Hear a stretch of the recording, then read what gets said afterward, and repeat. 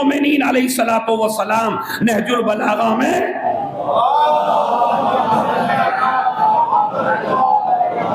ان کا ارشاد گرامی ہے، اپنے بزرگوں سے توجہ چاہتا ہوں، انہوں نے فرمایا لوگوں کے درمیان ایسے زندگی گزارو.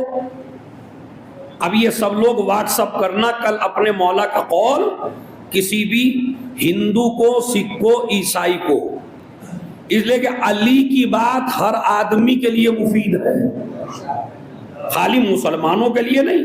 یہ آپ کی غلط فہمی ہے کہ علی صرف شیعوں کے ہیں. میں توجہ چاہتا ہوں، اپنے جوانوں کے لیے کڑوا جملہ ہے یہ، یعنی یہ غلط فہمی ہے ہم شیعوں کی کہ علی صرف ہمارے ہیں. علی کسی مذہب کے نہیں ہیں، علی صرف انسانیت کے ہیں. جہاں جہاں انسانیت ہے وہاں وہاں علی ہے. مجھے دنیا میں کوئی ایسا لیڈر بتا دیجئے کہ جس کو اتنا پڑھا گیا ہو جتنا علی کو پڑھا گیا. عیسائی علی کو پڑھتے ہیں، یہودی علی کو پڑھتے ہیں، ہندو علی کو پڑھتے ہیں. ارے نہج البلاغہ ہندو پڑھ رہے ہیں، نہج البلاغہ سکھ پڑھ رہے ہیں، نہج البلاغہ عیسائی پڑھ رہے ہیں.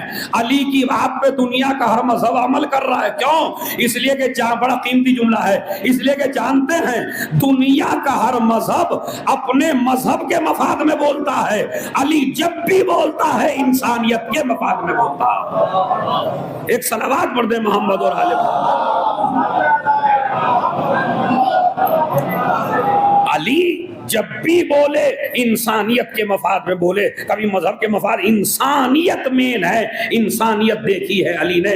آئیے میں آپ کو سناتا ہوں. مولا فرماتے ہیں اب یہ قول جو میں پڑھ رہا ہوں نہج البلاغہ سے، یہ سب کے لیے فائدہ مند ہے، آپ کے لیے نہیں، ہندو بھائی کے لیے بھی، سکھوں کے لیے بھی، عیسائیوں کے لیے بھی. مولا کیا فرماتے ہیں؟ لوگوں کے درمیان ایسے زندگی گزارو اگر مر جاؤ تو لوگ روئیں. اب مجھے نہیں پتا کس کے سر سے اترا یہ جملہ، جو کہ مولا کا جملہ ہے بھائی، مولوی عزادار کا نہیں ہے، میرے مولا کا ہے. کیا فرماتے ہیں؟ پھر سنیے. لوگوں کے درمیان ایسے زندگی گزارو اگر مر جاؤ تو لوگ روئیں. بڑے اچھے آدمی تھے، بڑے بہترین آدمی تھے، بڑے شریف آدمی تھے، یہ مرنے والا 1 سال ہو گیا، لوگ ارے بڑے بہترین آدمی تھے، بڑے نفیس آدمی تھے، بڑے ظریف آدمی تھے، ملتے تھے تو بڑے اچھے انداز میں ملتے تھے، بڑے نیک صفت تھے. مولا فرماتے ہیں مرو تو ایسے مرو لوگ روئیں. ایسے نہ مرنا کہ لوگ لعنتیں پڑھیں، ایسے نہ مرنا کہ لوگ گالیاں دیں، ایسے نہ مرنا کہ لوگ برا کہیں. یعنی مطلب کیا ہے؟ اب جملہ سنیے میرے. مولا کہتے ہیں جب مرنا تو لوگوں پر احسان کر کے مرنا، کسی پہ ظلم کر کے نہ مرنا. جب بھی مرنا کسی پہ احسان کر کے مرنا، کسی پہ ظلم کر کے. یہ علی کی زندگی ہے پوری، کسی پہ ظلم کر کے نہ مرنا. یہ میرا مولا فرما رہا ہے. دیکھیے ظلم کرنے والے کے حصے میں ہمیشہ لعنت آتی ہے. آج آپ بھی لعنتیں پڑھتے ہیں یا نہیں پڑھتے؟ پڑھتے ہیں نا کچھ لوگوں پر بھائی، مستقل پڑھتے ہیں. یہاں ادھر نہیں پڑھتے تو گھر جا کے پڑھتے ہیں، گھر جا کے نہیں پڑھتے تو مصلے پہ پڑھتے ہیں. اس لیے کہ لعنت کے بھی آداب ہیں، لعنت کے بھی طریقے ہیں، لعنت کا بھی ایک سلیقہ ہے. ایسا نہیں جہاں بھی منہ اٹھایا وہیں پڑھتی نہیں، حالات ہوتے ہیں ہر چیز کے. تو لہذا لعنت آپ بھی پڑھتے ہیں. کیوں پڑھتے ہیں؟ ان سے کیا دشمنی، انہوں نے کیا چھین لیا آپ کا؟ ہمارا تو کچھ نہیں چھینا نا، لیکن ہم لعنت اس لیے پڑھتے ہیں کہ ظلم کا نتیجہ ہی لعنت ہے. ادھر آپ ظلم کریں گے ادھر لعنت ہوگی. ارے آپ ہمیں نہیں کرنا دیں گے تو زمین لعنت کرے گی، آسمان لعنت کرے گا، ستارے لعنت کریں گے، یہ زمین و آسمان لعنت کریں گے، فرشتے لعنت کریں گے، اللہ لعنت کرے گا، اللہ کا رسول لعنت کرے گا. حد یہ ہے کہ جو چیز آپ غصب کرتے ہیں وہ چیز خود لعنت کرتی ہے.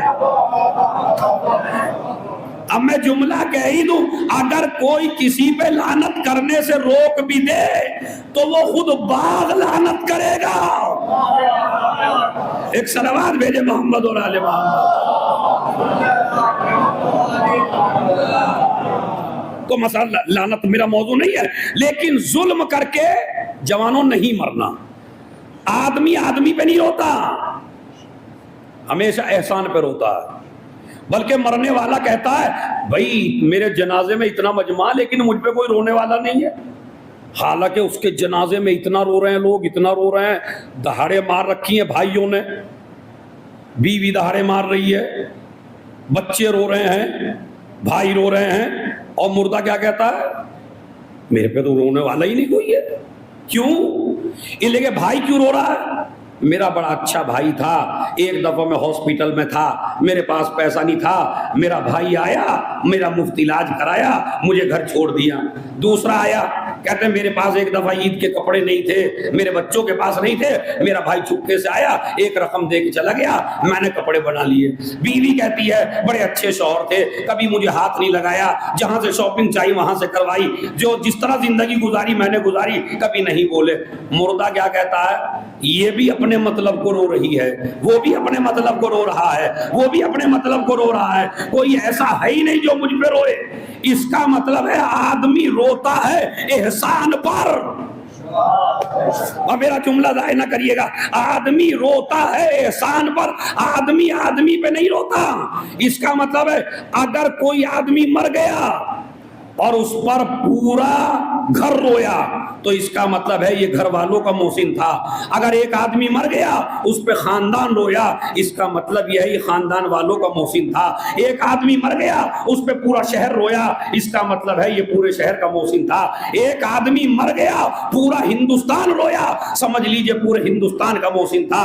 ایک آدمی مر گیا جس پہ ہندوستان بھی رویا، پاکستان بھی رویا، امریکہ بھی رویا، لندن بھی رویا، کینیڈا بھی رویا، سمجھ لیجئے یہ تمام ملکوں کا محسن تھا۔ اور اب جملہ سنبھالیے، کوئی آدمی ایسا ہو جس پہ زمین بھی روئے، آسمان بھی روئے، ستارے بھی روئے، دریا بھی روئے، جنات بھی روئے، ملائکہ بھی روئے، تو اس کا مطلب یہ ہے یہ خالی انسانوں کا محسن نہیں ہے، دنیا کا بھی محسن ہے، آسمان کا بھی محسن ہے، ستاروں کا بھی محسن ہے، ملائکہ کا بھی محسن ہے، نبیوں کا بھی محسن ہے۔ اور تمام علماء نے لکھا جناب آدم سے لے کے رسول تک، رسول سے لے کے قیامت تک دنیا میں کوئی ایسا بشر نہیں ہے جس پہ ہر شے روئی ہو مگر یا تو علی ہے یا حسین۔